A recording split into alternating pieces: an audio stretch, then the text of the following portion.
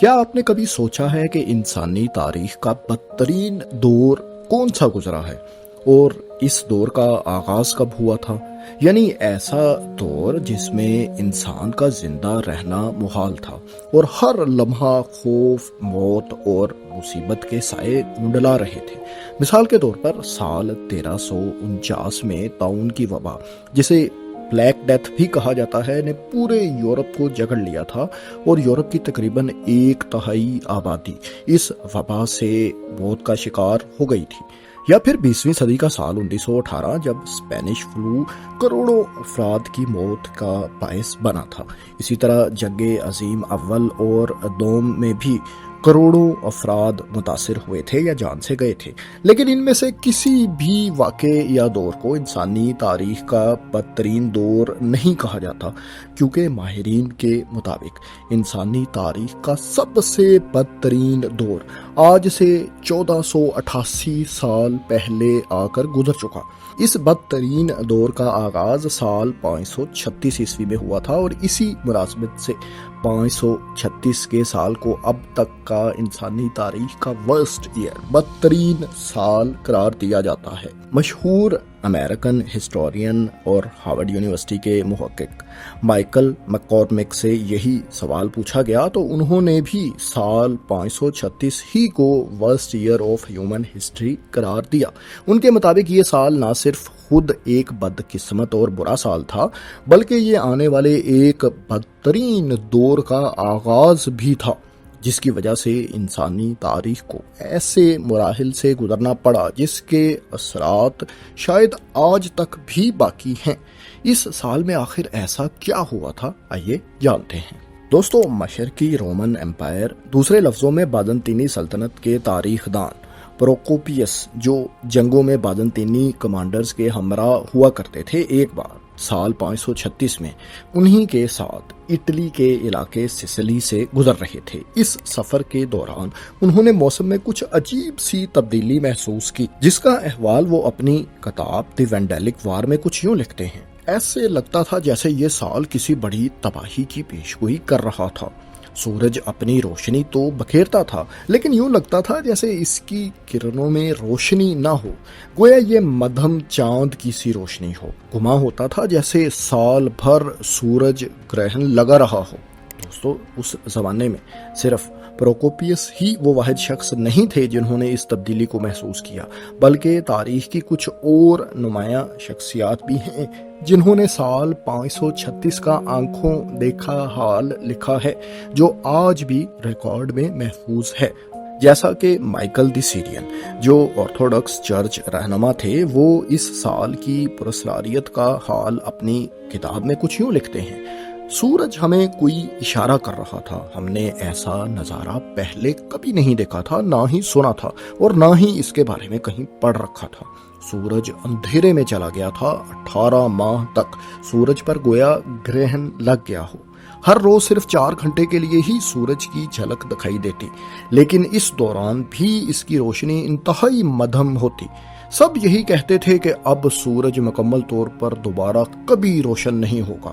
ہمارے پھل نہیں پک رہے تھے، ہماری شراب کا ذائقہ کچے انگوروں جیسا ہونے لگا تھا۔ دوستو، ان تاریخی حوالوں سے یہ تاثر ملتا ہے جیسے اس سال دنیا کو کسی پراسرار سی دھند نے لپیٹ میں لے لیا تھا، جس سے سورج مدھم پڑ گیا تھا۔ یہ دھند اصل میں کیا تھی، اس کی وجہ کیا تھی، اور حقیقت میں کیا ایسا واقعی کوئی رونما بھی ہوا تھا، یا یہ سب محض قیاس آرائیاں ہیں؟ اس پر پچھلی 2-3 صدیوں میں کافی تحقیق ہوئی ہے۔ ایک امریکن یونیورسٹی کی ٹیم نے سوئٹزرلینڈ کے گلیشیئرز کی برف کا معائنہ کیا تو انہیں اس میں سے آتش فشاں پہاڑ سے نکلنے والے پارٹیکلز ملے۔ یہ تو آپ کے علم میں ہوگا ہی کہ اب سائنسی تحقیقات نے اتنی ترقی کر لی ہے کہ پارٹیکلز پر مختلف قسم کے ٹیسٹ کر کے یہ معلوم کر لیا جاتا ہے کہ یہ کتنے پرانے اور کس سال سے تعلق رکھتے ہیں۔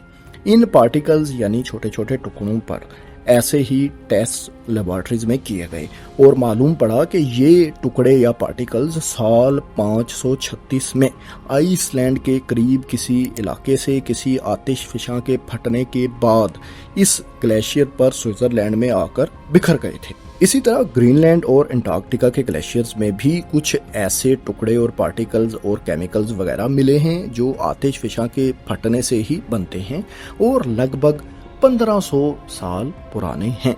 इन तहकीकात के बाद साइंसदान इस नतीजे पर पहुंचे कि साल 536 में होने वाली मौसमी तब्दीलियों और पुरस्रार धुंध की वजह असल में आतिशफशां पहाड़ थे। मुमकिना तौर पर किसी बहुत बड़े आतिशफशां के फटने से हवा में मुख्तलिफ पार्टिकल्स, धुएं और राख के मजमुए ने धुंध के बादल से बना दिए होंगे। दरअसल जब कोई आतिशफशां फटता है तो ये सल्फर, बिस्मित और दीगर कीमियाई मादों को हवा में खारिज कर देता है। ये पार्टिकल्स और राख इकट्ठे होकर फजा में एक तह सी बना लेते हैं, बल्कि सूरज की ये रोशनी खला में वापस रिफ्लेक्ट हो जाती है। इसी तरह 1990 की दहाई में आयरलैंड में ट्री रिंग्स पर रिसर्च हुई। ट्री रिंग्स दरअसल किसी दरख्त की सालाना ग्रोथ को जाहिर करती है। जो दरख्त जितना पुराना होगा उसके तने यानी स्टेम में उतनी ही ज्यादा रिंग्स बनी होंगी। साल 536 के दरख्त तो आयरलैंड में जाहिर है अब मौजूद नहीं। अलबत्ता जब भी कोई दरख्त खत्म होता है तो उसकी लकड़ी या उसका तना मुकम्मल तौर पर खत्म नहीं होता, बल्कि गुजरते सालों के साथ इनमें से कुछ जमीन में दब जाते हैं। इस रिसर्च में इन्हीं तनों को ढूंढकर इन पर रिसर्च की गई और ये बात साबित हुई कि साल 536 में सूरज यकीनन गायब था, क्योंकि साल 536 के करीब इन दरख्तों की ग्रोथ यानी बढ़ोतरी में कुछ तब्दीलियां महसूस हुई थी। जाहिर है कि सूरज की रोशनी ना मिलने की वजह से इन दरख्तों पर भी उस साल असर हुआ होगा। इसी तरह कुछ दीगर रिसर्चेज भी इस बारे में हुई। तारीखी रिकॉर्ड्स में मौजूद इस साल के मुतालिक लिखे गए मवाद से भी मदद ली गई और यही नतीजा निकाला गया कि साल 536 में किसी बहुत बड़े आतिशफशां के फटने से दुनिया का निस्फ कुर्रा शुमाली यानी नॉर्दर्न हेमिस्फेयर के इलाके, यूरोप, मशरिक़ वस्ता और एशिया के ममालिक 18 माह तक सूरज की रोशनी से महरूम रहे थे।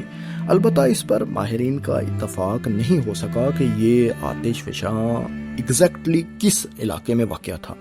बाज़ के मुताबिक ये आतिशफशां आइसलैंड, इंडोनेशिया, एल सल्वाडोर या पापुआ न्यू गिनी के किसी इलाके में फटा था, लेकिन इसकी एग्जैक्ट लोकेशन ताहाल एक मुअम्मा ही है। ये भी कहा जाता है कि शायद कुछ अरसे के वक्फे से एक से जायद आतिशफशां फटे होंगे। हिस्टोरियन माइकल मैकॉर्मिक ने साल 536 को एक बदतरीन और मुसीबतों भरे दौर का आगाज करार दिया था, क्योंकि दरअसल सूरज का ना निकलना और एक पुरस्रार सी धुंध का छाए रहना तो सिर्फ इन मसाइल की वजह था जो आइंदा सालों में इस सूरत हाल से पैदा हुए थे। क्योंकि आतिशफशां फटने के बाद यूरोप, मशरिक़ वस्ता और एशियाई ममालिक लगभग 1.5 साल तक सूरज से महरूम रहे, इसलिए दुनिया के इस खित्ते का दर्जा हरारत नॉर्मल टेम्परेचर से 2 से 3 डिग्री सेल्सियस तक कम हो गया था। यूं कम से कम भी 10 बरस तक यहाँ ठंड का कुछ न कुछ राज रहा। ये भी रिकॉर्ड में महफूज है कि इन सालों में गर्मियों के महीनों में भी बर्फबारी अक्सर हो जाया करती थी। आसमान से राख और गर्द गिरती थी। इसका सबसे बड़ा नुकसान फसलों को हुआ। बर्फबारी और ठंड की वजह से फसलें तबाह हो गई, खेत खुश्क हो गए और यूं नॉर्दर्न हेमिस्फेयर के बहुत से ममालिक कहत साली का शिकार हो गए। इन इलाकों की मईशतें भी मुतासिर हुईं, खाने के लाले लोगों को पड़ गए। ये वो दौर था जब लोगों को ये भी मालूम नहीं था कि ये सब आखिर क्यों हो रहा है, सूरज कहाँ गायब है और हर वक्त ये धुंध सी आखिर क्यों छाई रहती है। रोमन स्टेट्समैन और राइटर कोजियोडोरस इन हालात के मुतालिक अपने खतूत में कुछ यूं लिखते हैं: میں جانتا ہوں کہ دنیا امکانات کی بنیاد پر نہیں چلتی. خداوند عالم یعنی خالق کائنات اپنے فیصلے بلا وجہ نہیں کرتے. البتہ جو کچھ دنیا میں ہو رہا ہے اس کی وجہ سے انسان ڈرا ہوا ہے. یوں لگتا ہے جیسے سورج اپنی تیز روشنی کھو بیٹھا ہے. اس کی روشنی ہلکے نیلے رنگ کی سی ہو گئی ہے. ہم حیران ہیں کہ دوپہر کے وقت بھی ہم دھوپ میں اپنا سایہ نہیں دیکھتے. سورج کی تپش بھی باقی نہیں رہی. یہاں تک کہ چاند بھی اپنی چاندنی نہیں بکھیر رہا. یہ سال بہت ہی عجیب و غریب ہے. ہم اپنی فصل کہاں سے حاصل کریں؟ ہماری فصلیں ان مہینوں میں ٹھنڈی پڑ چکی ہیں. کوزیوٹورس نے ان خطوط میں بارشوں کے نہ ہونے کا ذکر بھی کیا اور اس وجہ سے پھلوں کے تیار نہ ہونے پر بھی وہ افسردہ تھے. دلچسپ بات یہ ہے کہ 20ویں صدی کے آخر میں ریسرچرز کو اسکینڈینیوین ممالک میں مختلف جگہوں سے خفیہ طور پر محفوظ کیا ہوا سونا زیورات ٹکڑوں کی شکل میں ملا، جس کے بارے میں کہا جاتا ہے کہ یہ سونا اسی دور میں قحط کے دنوں میں دیوتاؤں کو خوش کرنے کے لیے ان مقامات پر زیر زمین شاید چھپایا گیا تھا، کیونکہ ان لوگوں کا خیال تھا کہ یہ مشکل حالات سورج کا نہ نکلنا اور قحط کسی قہر کی وجہ سے ہے. اسی طرح دوستو 1.5 سال تک سورج ٹھنڈا پڑ جانے کے بعد قحط کا دور ہی چل رہا تھا اور لوگ ابھی سنبھل بھی نہیں پائے تھے کہ ایسے میں ایک اور مشکل آن کھڑی ہوئی. ریکارڈ کے مطابق 4 سال بعد سال 540 میں ایک بار پھر ایک اور آتش فشاں پھٹا، جس سے موسم کے حالات مزید خراب ہوتے گئے. اس کے بعد 547 عیسوی میں بھی ایک آتش فشاں پھٹا. اس کی ایگزیکٹ لوکیشن بھی معلوم نہیں. البتہ بعض ماہرین کے مطابق یہ آتش فشاں ایل سلواڈور میں تھے تو بعض کے مطابق یہ آئس لینڈ میں تھے. یوں مشرقی قرہ کے ممالک میں سورج کی روشنی زمین پر نہ پہنچنے کی وجہ سے ایک مختصر سے آئس ایج کا آغاز ہوا، جسے late antique little ice age کہا جاتا ہے، اور اس کا اختتام 560 عیسوی میں ہوا. مختصراً یہ کہ سال 536 اور 37 کے دوران 18 ماہ تک تو ناردرن ہیمسفیئر کے ممالک میں سورج بالکل ہی غائب رہا، جبکہ اس کے بعد بھی دوبارہ آتش فشاں پھٹنے کے واقعات کے سبب راکھ اور گرد کی تہہ نے سورج کی شعاؤں کو روکے رکھا، جس کی وجہ سے دنیا کے ان حصوں کا درجہ حرارت نارمل سے کم ہی رہا. یوں سورج نہ نکلنے کی وجہ سے وٹامن ڈی کی کمی تو انسانوں میں تھی ہی، اور کاشتکاری نہ ہونے کی وجہ سے خوراک کی قلت کا بھی سامنا تھا. ایسے حالات میں لوگوں کی قوت مدافعت کمزور ہو چکی تھی، جبکہ مزید یہ ہوا کہ ان حالات میں 541 میں مشرقی رومی سلطنت یعنی بازنطینی امپائر میں طاعون کی وبا پھیل گئی. اس وبا کا آغاز رومی مصر سے ہوا. بازنطینی حکمران جسٹینین اول بھی اس بیماری میں مبتلا ہوئے، اس لیے اس وبا کو انہی کے نام سے پلیگ آف جسٹینین کہا جاتا ہے. جب بھی کوئی شخص اس بیماری کا شکار ہوتا تو اس کے جسم کے کسی حصے پر گلٹی جیسے بڑے بڑے دانے بن جاتے اور کچھ دنوں بعد پھر اس کی موت واقع ہو جاتی. اس بیماری کے شکار افراد کو چھونے والا یا ان کے قریب جانے والا فرد بھی اس بیماری میں مبتلا ہو جایا کرتا تھا. یوں بازنطینی سلطنت کا مرکزی شہر قسطنطنیہ لاشوں سے بھر چکا تھا اور بدبو سے سانس لینا بھی محال تھا. اس دور میں رومی سلطنت میں مردوں کو دفن نہیں کیا جاتا تھا، اس لیے جسٹینین اول کے حکم کے مطابق ان ڈیڈ باڈیز کو سمندر میں پھینک دیا گیا تھا، لیکن کچھ ہی دیر بعد یہ سمندر کی سطح پر واپس آ جاتی. اس مشکل کے حل کے لیے بادشاہ نے ان تمام ڈیڈ باڈیز کو شہر سے باہر لے جانے کا حکم دیا.